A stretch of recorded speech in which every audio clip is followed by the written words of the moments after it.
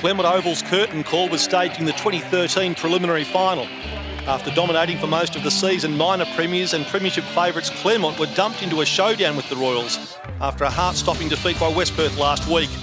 The Royals charged into the contest after an authoritative win over Swan Districts in last Sunday's first semi-final and loomed as a major threat. As is the case with preliminary finals, it's a case of winner-take-all. There's a cross half forward as he spotted a teammate. He has. Playing on Hamp, gets it onto Blackwell, and Blackwell can kick the first. The attacking 50, punch the back came from Thompson. Set up though for Lee, got it to Sweet. Back towards Swan, he knows how to kick important goals, Swan. Which way will this bounce? It sits up, will it tumble through? Socket across the line, I reckon. It's a goal. Seal was there. Right place, right time. Been awarded 60 free kicks this year. That's a terrific effort.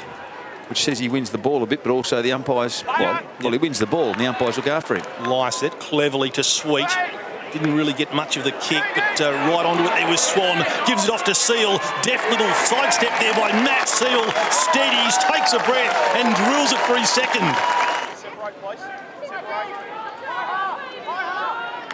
Johnson, clever tap by Johnson down towards Swan. That was brilliantly worked out between Ruckman and Rover. Big fly from Smith, comes down towards Selwood. Selwood gets the kick away, sliding to trap the footy was Seaby's. Hand pass missed its target. Opportunity for Wolf on in turn of Derricks. He kicks the goal. Free kick going the way of the Tigers, and this will be Bradshaw. He'll put it quickly inside the forward 50 this time, but inaccurately. Ball's brought to ground, spills to Foster. Shocking miss.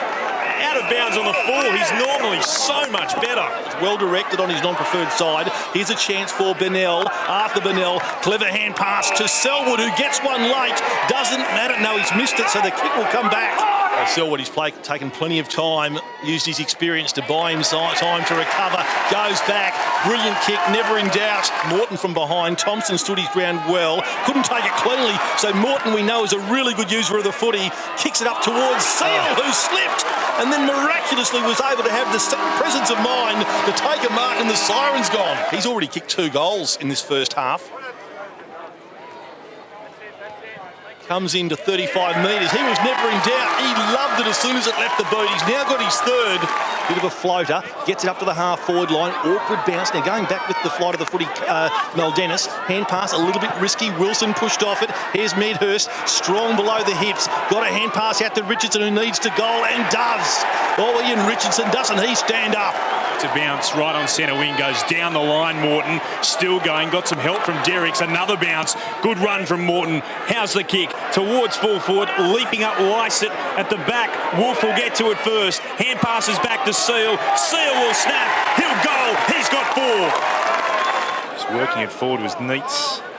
Wanted Williams. White working underneath the footy. Mistake from Oakley. Nichols allows Hamp to gather, and Hamp kicks the goal.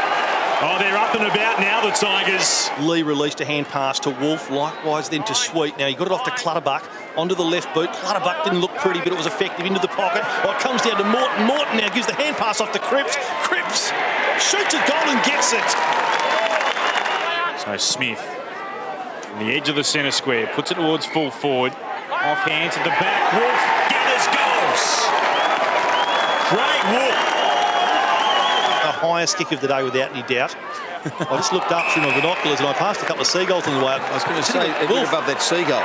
Wolf flew past it. It's got on with it quickly to Selwood. Now look at this. Cadwallader all on his own at half forward. The long striding Dean Cadwallader. 3 bounces. He could take a 4th. He decides to hand pass it to Johnson on the goal line, and he just chips it through. Plays on down the line to Brown. So the captain slipped for a moment. Finds Medhurst all on his own. 50 out from goal. Extra play on by hand. Got it on to Murphy. Murphy sends it towards goal. He's kicked his first of the afternoon. And a bit dispiriting too for the players and everyone involved, including the supporters, when a 50-metre penalty at this stage in the game just gives the opposition a goal.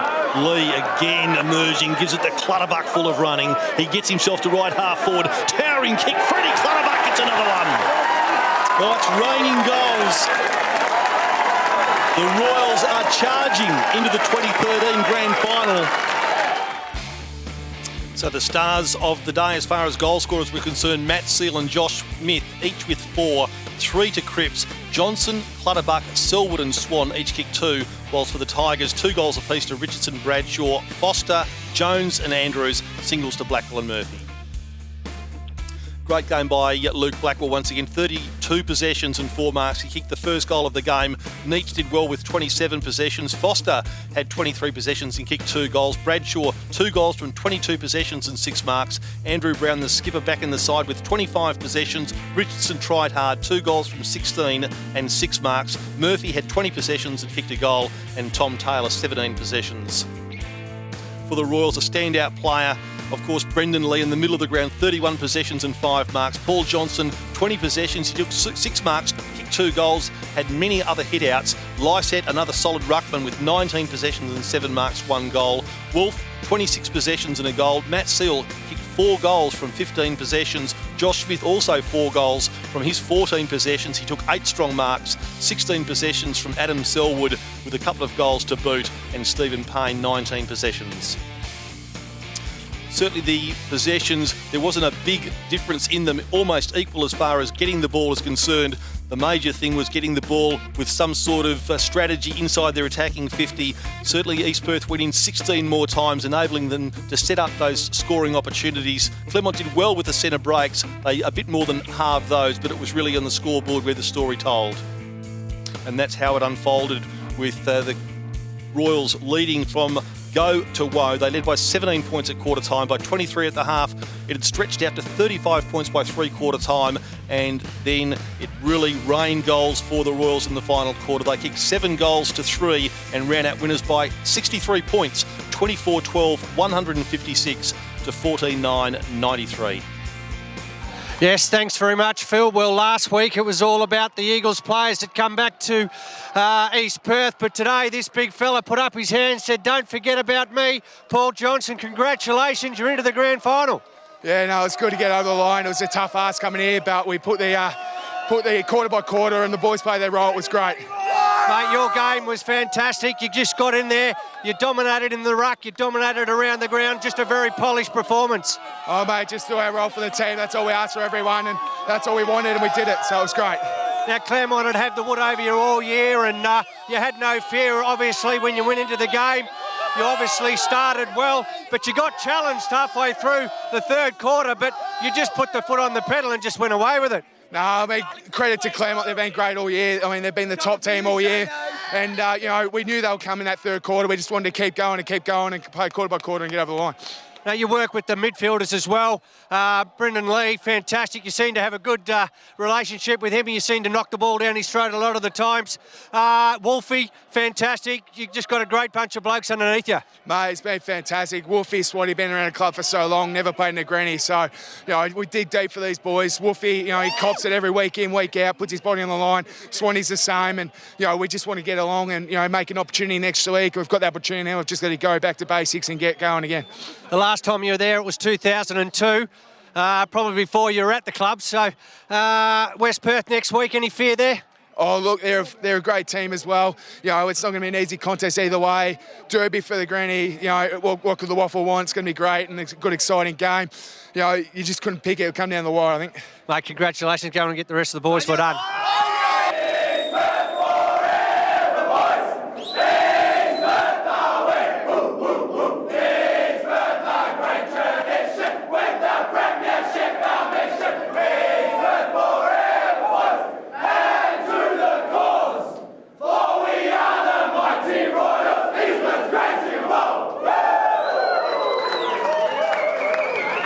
Dorse wanted to chat to you, but you obviously wanted to go see the boys and congratulate them. How much did it mean to you today?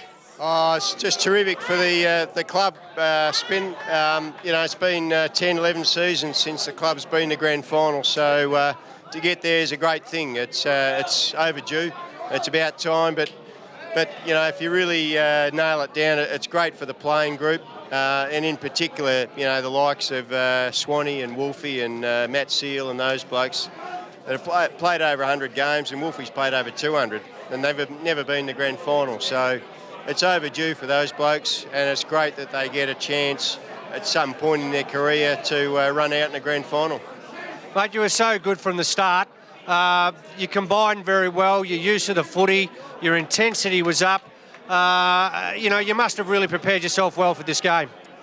Oh, look, we knew what was on the line and we had no fear going in. We knew Claremont would be hard to beat. They, were a bit on the rebound, but rebound doesn't factor too much into finals because it's all on the line. So, we just had to get our pressure right, and I thought the boys were magnificent the way they put pressure on Claremont and forced them into error.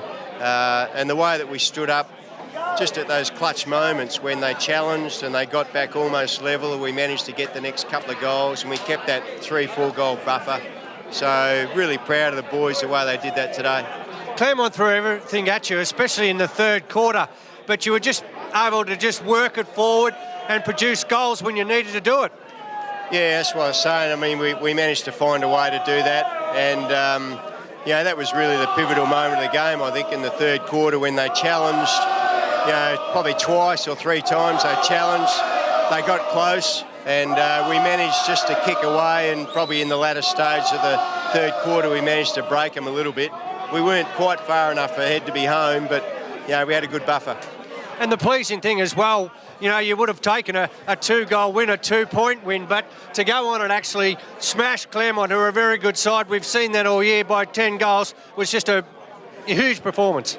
Yeah, look, the margin didn't matter in the finish, and I didn't realise it was a 10-goal break. I knew we were safe with probably, 10 minutes to go perhaps, but I didn't realise it was 10 until the end of the game. So just great effort by the boys, full credit to them. But we got one more to go, so we just got to gear up again and give ourselves every chance to have a red-hot crack against West Perth next week. Now, a couple of sore players, I suppose, is the best way to describe it at the end of the game, but you've used the same 22 last week to beat Swans. You had the same 22 today. Probably most likely there'd be hard to replace a player out there today.